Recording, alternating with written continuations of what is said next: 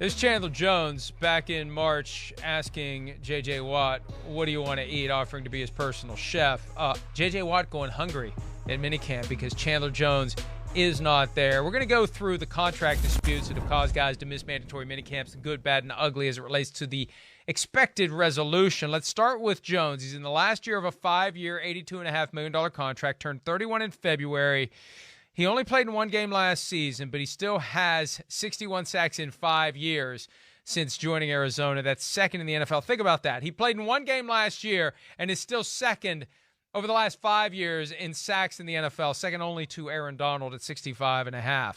How do you see this one ending? What do you do if you're the Cardinals? What do you do if you're Jones? Because last year and this year began this process of it's very difficult to hold out into training camp, $50,000 a day, and it's non-waivable. It works out to $2 million if you stay away for all of camp. So how do you see this one playing out for Chandler Jones? Due to make, I think, $15 million this year. Yeah. I'm going to say bad. I'm going to say bad. Good, bad, ugly. Like good some way, somehow, some deal gets figured out, something that way, right?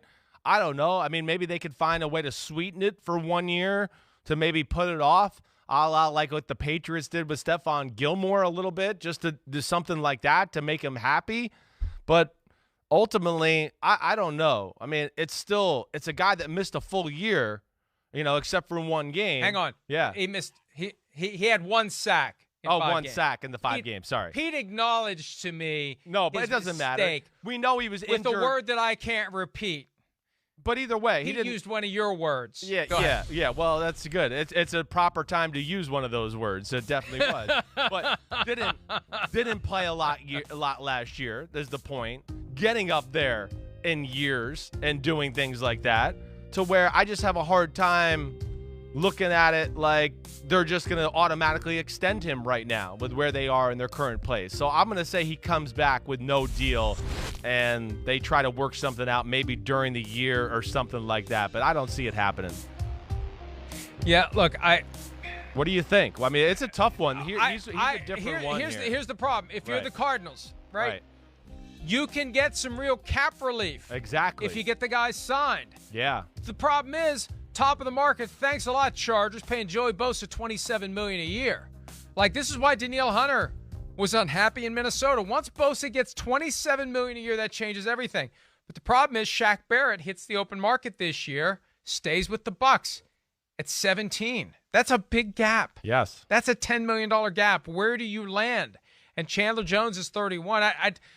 I think that it makes sense to come up with something closer to 17 than 27. The question is it enough to make Chandler Jones happy? And I think at age 31, given the money he's made, yeah, it might do it. I think you just have to realize. Because look, what are they going to do? They're going to trade him, and is someone else going to pay him what he's looking for? I don't think so. I think this one will end in an acceptable fashion. I know. That's where I was going to be happy. Right. He's still not going to be happy, but they're going to work it out. And that's what I think. They'll work it out, and he'll stay there. He's still not going to think he got as much as he should. So, yeah, like it's a combination of good and bad is what you're saying. Like it's not going to be what he wants, but he gets a little sweetener and something that way. I know he, to me, is one of the tougher ones we're going to talk about here, certainly. Also because if he was determined, let me say this. Right. If he was determined to not play for the Cardinals, he wouldn't have sent that message to J.J. Watt in March. That's a good point, too. You're right. He would have shut down completely. To be there. Yeah, I hear you. And the other thing, too, is listen, he's a good player. There's no doubt. He's probably one of the more underrated defensive players we've had in football the last 4 or 5 years. But that age, injured, and then the Cardinals, they can get after the quarterback. They're kind of a blitzing type team. They were one of the top sack teams in football to where they could probably look at it and justify and go, hey, listen, we still got after the quarterback last year. Even without you, and you're only your one sack and everything like that. So, as more we talk about, I think you're right. It's going to be just a little bit of a sweetener just to soothe it over for the year.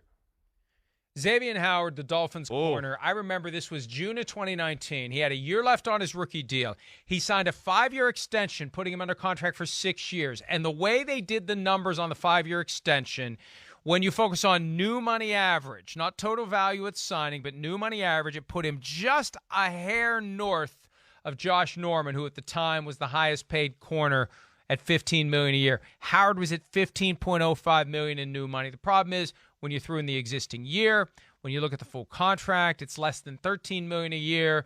He's not much far ahead of where he would have been if he had played out his rookie deal and been franchise tagged last year. He, I think, has realized. Also, he's got a new agent, and the new agent doesn't get paid until there's a new deal done. That's a factor.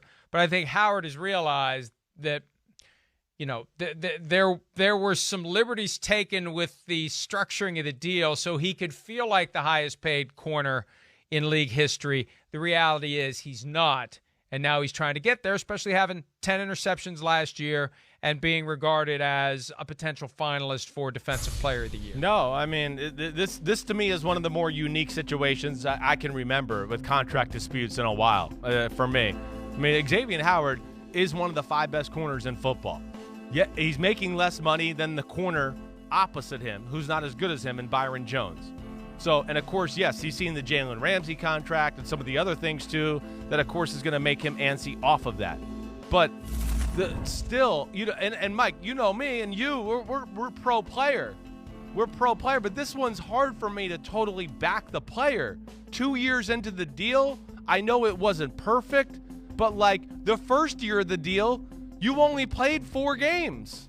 You know, so there was 4 games. You got, you know, that money that year. Okay, great. Now it's year 2. You did great. There's no doubt.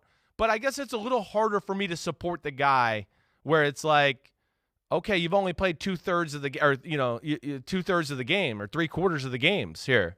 And but he's outperformed. But last, I know it's where it's a tough one. What they expected. I know it's where it's a tough one for me, and I'm always usually pro player.